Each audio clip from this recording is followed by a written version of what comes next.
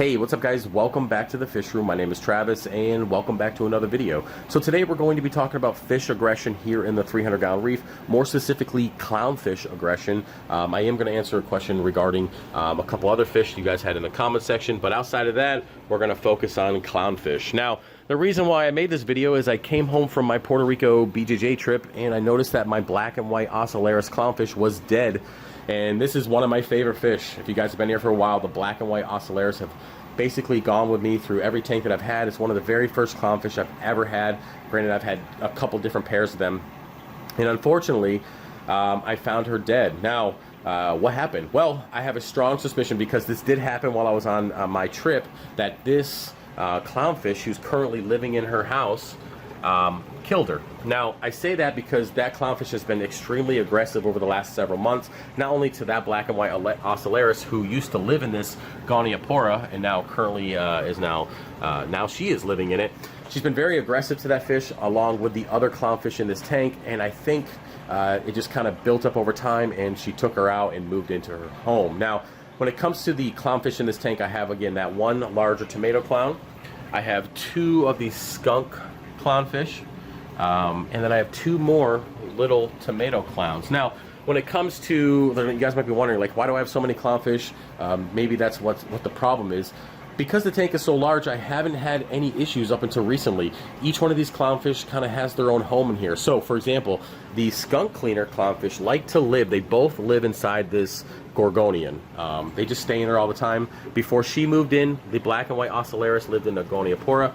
That tomato clown, the larger one, used to live in the Lobo, also lived in the torch coral, and then the last tomato clown lives here in this little patch of zoas. That's kind of where they stay. Again, there hasn't been any aggression outside of some stuff that's come up recently, and again, I think it's just because this clownfish wanted to live in this Goniapora, so she kind of took her out and moved herself in. Now, am I going to add any more clownfish to this tank? Probably not. The reason for that is I am going to be building, per request, another one of those 3D printed aquariums that I just made for the planted. I'm going to do a saltwater version of that with a floating rockscape, and I'm just going to put a bunch of these nems in there, which you guys can see in the box there. I'm going to put a bunch of nems in there and then put one or two of those black and white Ocellaris clownfish. We'll go through the whole quarantine process, all that good stuff you guys will see in a video. And yeah, so I'll just have them in my new tank upstairs in my office. That way I can still enjoy having basically my favorite fish. It just won't be here in the 300-gallon. Now, when it comes to aggression, you guys asked me about the Sergeant Major chromis or damsels or something like that. I have one and then two, which by the way, I saw them when I was scuba diving this past weekend. Seeing them in wild, them being basically 10 times the size that they are now here in this tank is pretty amazing. But the aggression between the two of those when they were smaller, when I first got them, was pretty, like, between each other was pretty aggressive. But the tanks, especially my boy Blue here, he, as well as Zeze, the sailfin tank, they all really keep everybody in check. Any kind of aggression really gets kind of beaten out of them between those two. We'll call them the fish tank enforcers. Just like in jiu-jitsu, you have the mat enforcer. We have the two tangs that are the aggression enforcers here in the tank, and they pretty much keep everybody in check. Aggression outside of that, there just isn't any. So I was pretty surprised that she just went out of her way to knock off the black and white Ocellaris. I'm assuming that I didn't see any kind of damage on her. She had a big belly.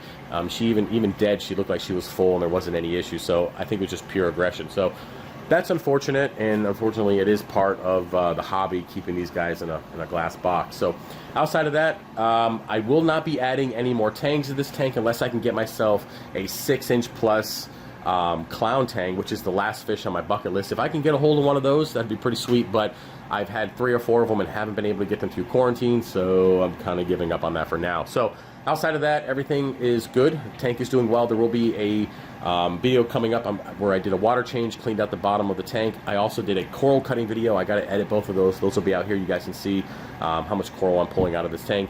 Outside of that, everything is doing well. The tank is growing well, and I have lots of videos to get edited and up to you guys over the next few weeks. So outside of that, I appreciate you guys watching the video.